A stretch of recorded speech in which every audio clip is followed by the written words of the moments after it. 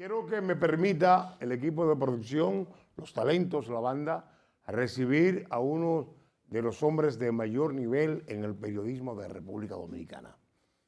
Sabe escribir, tiene expresiones de lo que él entienda que deba de hablar en el momento preciso y sobre todo mantiene un respeto por muchas décadas. Aquí está con nosotros el distinguido Juan Bonilla. ¡Eso! ¡Llegó Juan!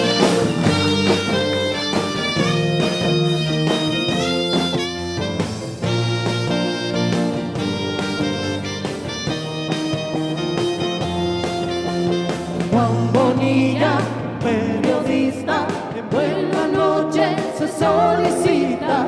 Juan Bonilla, periodista, en buena noche se solicita.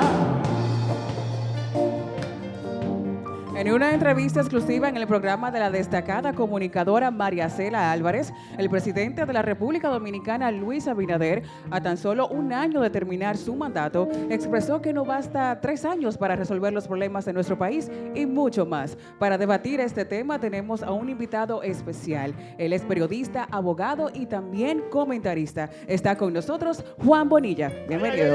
Juan Bonilla, periodista, en buena noche se solicita.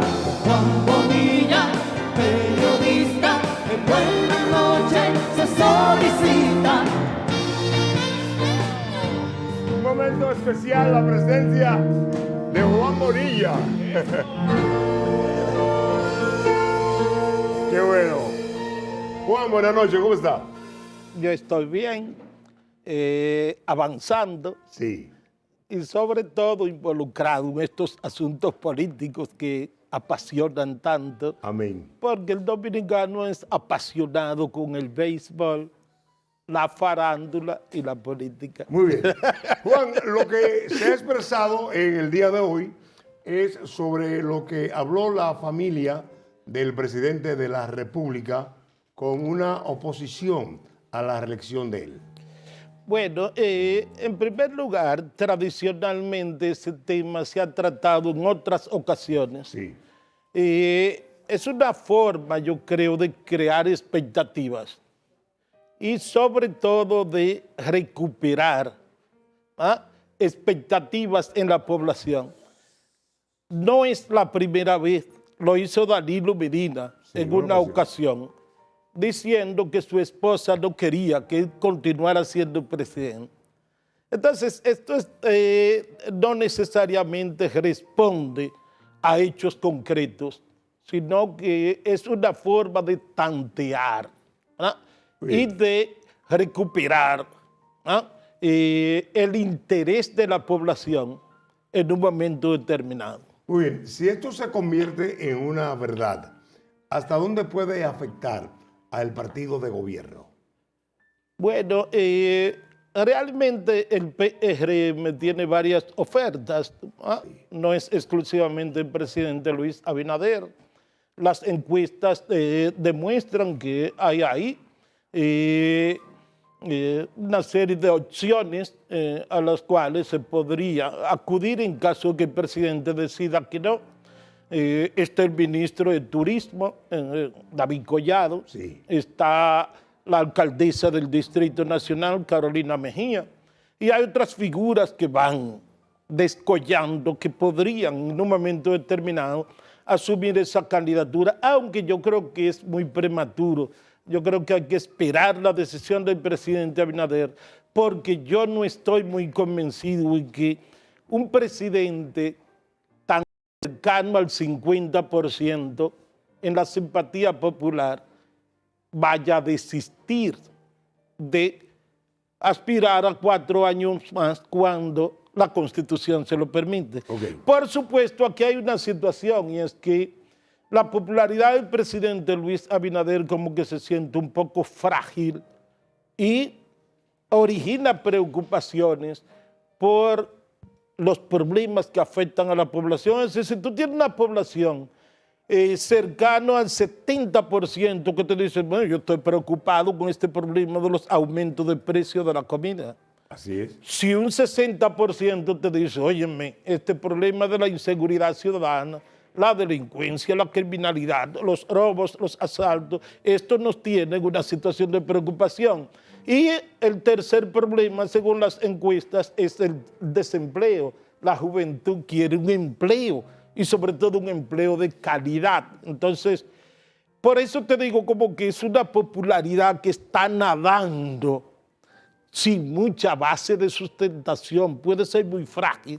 Y el presidente, como un veterano, Luis Abinader, ha demostrado que es un político sagaz, un político talentoso y sobre todo que maneja muy bien el asunto que tiene que ver con su aceptación popular. Es un hombre cuidadoso en ese aspecto. Muy bien, quiero que los talentos se la luzcan frente a un profesor, a un maestro. Voy a comenzar contigo, Adalberto. Claro, que de hecho quiero aprovechar para darle la bienvenida. Qué bueno es tenerlo con nosotros. Nuestro placer y nuestro gusto. Quienes seguimos al presidente de la República Dominicana, Luis Abinader, sabemos que es un hombre muy familiar. Es una persona que le da mucho privilegio y mucha importancia a la familia. A pesar de que la Constitución Dominicana le otorga el derecho de volver a aspirar, es muy probable de que quizás no lo haga. De hecho, en el transcurso de la entrevista, el lenguaje no verbal de él era como que estaba un poco cansado, que estaba un poco sagaz. De no ser él que fuera a aspirar por el PRM, ¿cuáles serían los aspirantes? ¿Cuáles serían las personas que irían en representación del partido del PRM? Bueno, demostrado está que independientemente de que un presidente esté bien apegado a la familia, los intereses del país y sus intereses políticos, porque el propio presidente dijo en esa entrevista como que el presidente no se gobierna, como que si el partido necesita que él vuelva a ser candidato, él lo va a hacer. Entonces, yo soy de los comentaristas que no le estoy atribuyendo mucha relevancia al planteamiento de que la familia no está interesada en que yo sea candidato, porque creo, convencido de que eso es una estrategia. Ok. Sí, yo creo que es una estrategia que busca y ha causado el impacto que el presidente quería. Es decir, ese ha sido el tema en el día de hoy, ha llegado ese tema, porque la reacción, yo digo que equivocada, ha sido: ni siquiera la familia quiere que él sea candidato. Óyeme, yo creo que es una interpretación muy simplista, muy superficial. Yo creo que primero estoy convencido de que él va a ser candidato. Okay. Yo estoy convencido. Y en segundo lugar, el tema de la familia, insisto, se maneja. Okay. Se maneja. Bien, El propio Hipólito Mejía decía siempre: Doña Rosa no quiere que yo siga en esta jodienda, como Sí, habla sí, Hipólito. sí. Doña Rosa no quiere que yo me siga en este asunto, pero son los políticos, ¿verdad? Tienen discursos que nos confunden a todos y desvían la atención. Los aspirantes siempre nos están desviando la atención. Fundamentalmente utilizan el entretenimiento noticioso para que la gente se escape de las preocupaciones que tiene. Muy bien. Juan, tú conoces al dedillo lo que ocurre en la política. Ha sido un abanderado y un celestial de vociferar la verdad y lo que tenga como parentesco de triunfo en algún partido o candidato. En esta ocasión se está barajando sobre los hombres y mujeres que van a tener reservas en los partidos. ¿Usted entiende que eso favorece a la democracia del país? Bueno, lo primero es que como parte noticiosa, a las 12 de la noche vence el plazo que tienen los partidos políticos para presentarle a la Junta Central Electoral el 20% de las candidaturas municipales, congresuales, fundamentalmente, porque la presidencia son 2 nada más. Hay que hacerlo, Nelson Javier, porque tú no le puedes dar todo el poder a las bases de los partidos, porque a veces la militancia en ese ejercicio democrático no escoge al que realmente quiere la población. Okay. Y llega un momento en que las encuestas te dicen, no, es a este que tengo que poner. Es decir, si el PRM se reservó la senaduría de Santiago de los Caballeros, Okay. por ejemplo, de la provincia de Santiago, es una plaza muy delicada, muy influyente y que todos los partidos la manejan con mucho cuidado, mucha inteligencia, mucha prudencia. Entonces, tú ahora haces una serie de encuestas y te dices, bueno, debo de repetir con Eduardo Estrella.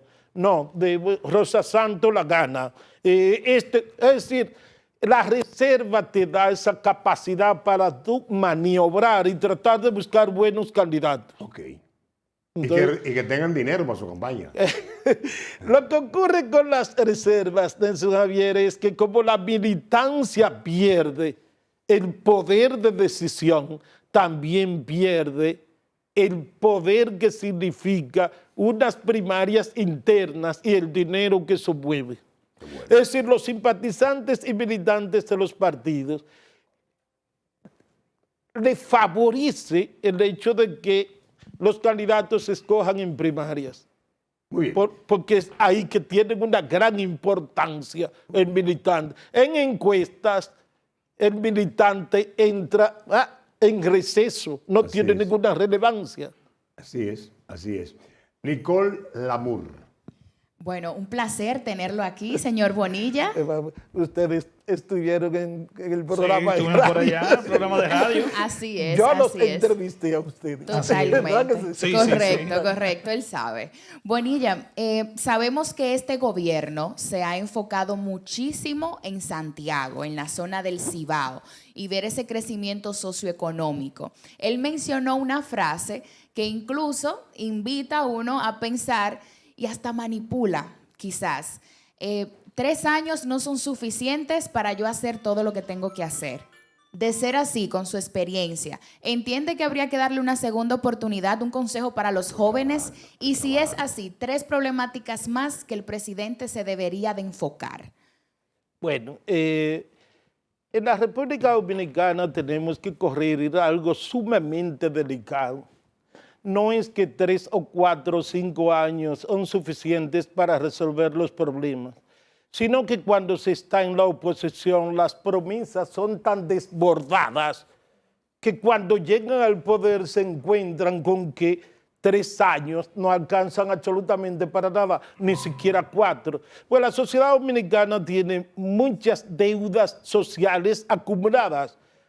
Y en campaña tú observas, y le sucedió al presidente Luis Abinader, las promesas fueron tantas que ahora resulta que ni hay recursos ni hay tiempo. Wow. Porque el presidente Abinader fue sorprendido unos meses antes de ser electo por una pandemia que paralizó el país y paralizó el mundo, paralizó la economía. Y después de superada la pandemia, entonces le cae encima la guerra en Ucrania, que te crea una situación de inflación mundial. Entonces, el presidente prometió que iba a resolver la delincuencia, que iba a resolver el desempleo, que iba a resolver todas las promesas habidas y por haber, pero no Luis Abinader. Ya lo anda haciendo Abel Martínez. Lo anda haciendo Leonel Fernández. Es decir, prometen tanto para ganar la simpatía de la gente que luego no encuentran cómo cumplir. Wow. No encuentran cómo cumple el presidente. Yo lo entiendo, a veces se ve medio atosigado, porque este país no cuenta con los recursos necesarios para hacer frente a problemas esenciales que nos están afectando. Entonces, el país tiene que parar ese asunto de las tantas promesas en campaña para luego no cumplir. No le prometen de todo a los jóvenes en campaña electoral y luego ¿qué hay? En lo que tiene que ver con políticas públicas para ayudar y favorecer a los jóvenes, no aparece absolutamente nada. Pero eso le prometen a médicos, a abogados, a los grupos populares, nos prometen absolutamente de todo. Y luego no aparece la forma de cómo cumplir con todas esas promesas. Y yo creo que el PRM y Abinader tuvieron en ese aspecto un exceso de promesas. Un exceso de promesas. Muy bien. Mira, Juan, hablaba de que el presidente está rondando cerca de un 50%.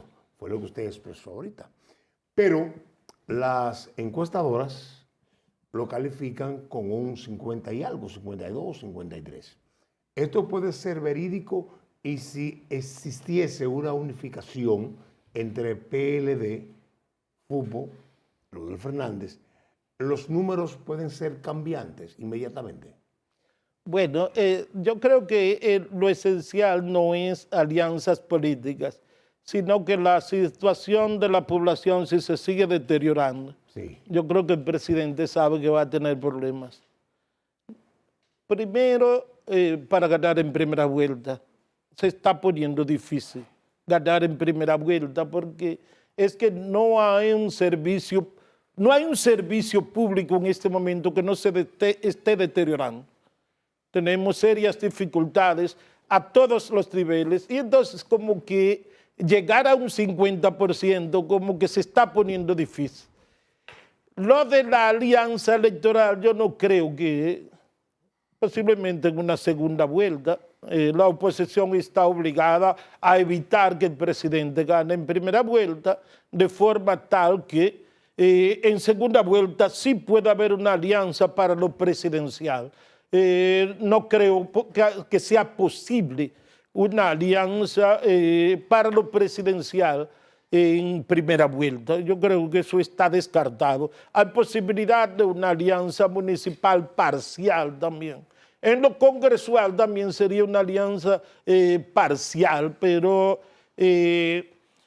veo que hay situaciones que empiezan a poner en duda que el presidente pueda ganar en primera vuelta. La propia última encuesta Gallup de Radio Cadena Comercial, el presidente en la primera había sacado un 48 y algo, bajó a un 47 y algo, bajó un punto. Abel Martínez aumentó un punto y Leonel Fernández aumentó 3 puntos. Entonces, como que el asunto, si no hay una intervención efectiva del gobierno, lo que tiene que ver con la delincuencia, los aumentos de precios y otras políticas públicas que impacten positivamente a la población, yo creo que habrá problemas. Ahora, el presidente tiene para mí una solidez y es la clase media. Okay. Sí, yo creo que en los barrios la situación no está bien. Pero la clase media, que tiene mucha incidencia en ciudades como Santiago de los Caballeros, porque es un sector de la sociedad que no depende de políticos ni de asuntos políticos. Entonces, yo lo que percibo es que la clase media perdió la confianza en el PLD. La clase media no quiere el PLD. Y entonces a Leonel Fernández lo está aceptando de manera muy lenta, casi a regañadientes. Y entonces, para mí, que esa fortaleza del presidente Luis Abinader, la clase media, aunque no es muy confiable en lo que tiene que ver con la garantía del voto, pero tiene una incidencia notable en el consumo. Uno lo vive aquí en Santiago de los Caballeros. Es la clase media la que consume a todos los niveles e incide en las opiniones. Entonces, yo creo que el escenario todavía, faltando 8 o 9 meses, es muy prematuro, pero el gobierno está obligado a revertir la situación que se está presentando, fundamentalmente con los precios de la comida, de la energía eléctrica y el problema de la inseguridad ciudadana. Muy bien. Giancarlo Sánchez. Juan, nosotros contentísimos de tenerlo por aquí con nosotros en Buenas Noches. Un placer. Juan, vemos que el presidente de la República viene mucho a Santiago de los Caballeros. ¿Qué significa todas estas visitas que hace el presidente a Santiago? ¿Es porque tal vez esté flojo el PRM en Santiago? ¿Por qué hay que ganar en Santiago? Bueno, porque como nos enseñó José Francisco Peña Gómez, cómo anda Santiago, anda el Cibao, y cómo anda el Cibao, anda el país. Entonces, a Santiago se le tiene como una plaza política muy influyente. Pero aparte de eso, el presidente Abinader sabe que el candidato presidencial del PLD es el alcalde de Santiago. El presidente también tiene un vínculo directo con Santiago. Su papá fue senador en 1998-2002, el doctor José Rafael Abinader. Entonces, la familia Abinader ha sido de aquí. Aparte de eso, Santiago tiene un sector empresarial, un sector académico muy influyente y que siempre está pidiendo soluciones para Santiago. El presidente está haciendo buenas inversiones en Santiago. Muy bien. Sí, está haciendo buenas inversiones.